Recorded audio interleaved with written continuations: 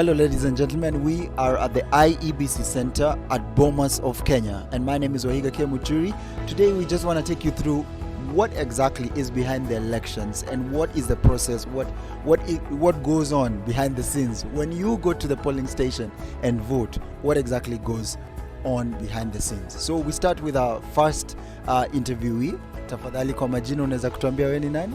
Mimi naitwa Bishop Julius Moranga Geshule from the Missionary of Christ the King, yani MCK. Great. MCK is also another organization. The Missionary of Christ the King abbreviation in the MCK. Okay, thank you very much. I would like to ask you, what do you think about this year's election, 2022, 9th August that happened? How has it been for you? Yes, election this year different from other years. One of the things is that there were divided Kenyans who want to elect, Kenyans who feel even if they elect people, they wanted change, a lot of change. Around the candidates that were the four candidates, we can see across the board is that many people did not turn up for the election. Simply, part of it, they lacked hope.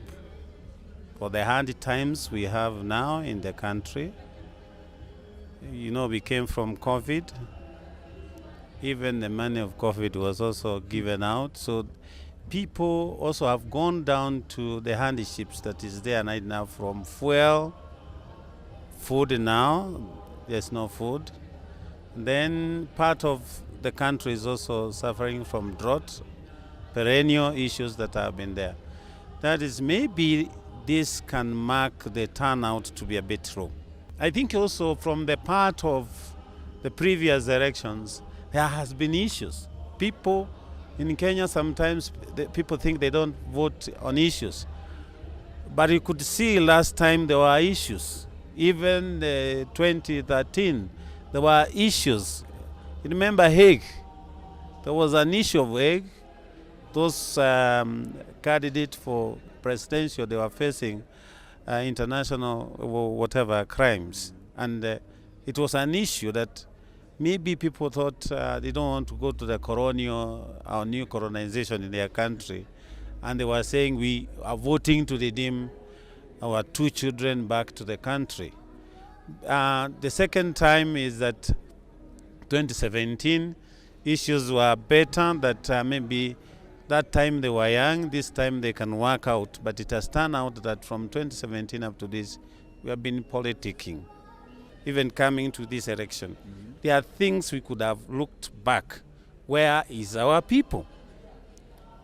Both on food security, both on economic growth, or is going down, and also the kind of injection of what you can put into the poor line and say subsidy.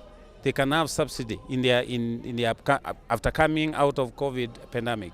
They would have that. But what was left is that okay, we are coming out, but we are going into another major project like what we have now as elections in Kenya. I would have really liked to see where both leadership between the government putting people first. The other things will come. I don't mind about seeing infrastructure growing. Do you think the voter apathy we've seen this time around is a silent protest by Kenyans? And by what age group do you think is doing those that? are the words I was lacking. Okay. That actually they are demonstrating, saying, what are we voting? Okay. I voted for so many times. Remember, as we are growing, a generation of those who did not know, who would rely on their ignorance, it is getting away. These people are asking, we voted this, we voted that, we voted this one. What are we gaining in this vote? There's no agenda actually in this situation. Maybe people are they are protesting. What role are you playing as yourself during this year's elections? My role this election today is actually to be an agent of hope, not just an agent of hope. And are you standing for one of the presidential candidates? Yes, that's why I'm coming. Okay. Why? Why is that? Is that Gano Party has a clean slate. The thing issues that we wanted to bring up with the people, like our money is stocked outside this country, wants them to be back. It has moved masses to go even to realize how much, which can enrich and bring up that regenerating and rejuvenating our economy. The second part is it stands between the best option, not only in ideology, but on values. He looked it into an investment. It's an opportunity to invest in that hope. The hope that Kenyans may be not know today, we could give Kenyan people of Kenya hope to start from a clean slate, whereby this one is accusing the other one this way, the other one is accusing this one the other way. Maybe I would like to know from you, do you know what processes we have awaiting? This is the first night, your first night actually at this station. What can you tell people watching? What exactly will be happening after this? When these forms are coming, 34A, one of the things is that we must receive them. They will come from the centers, the polling centers. We receive that. Yeah. How do you receive them? They are received with this. They are brought actually by the returning officers, the ROs. When they come to this, the main center here, You mean they are transported from they must be transported. That is why the hard copy? The hard copy. Okay. Agents and observers and the IBC staffs, first of all, they will bring all those things plus the ROs, which are actually sealed.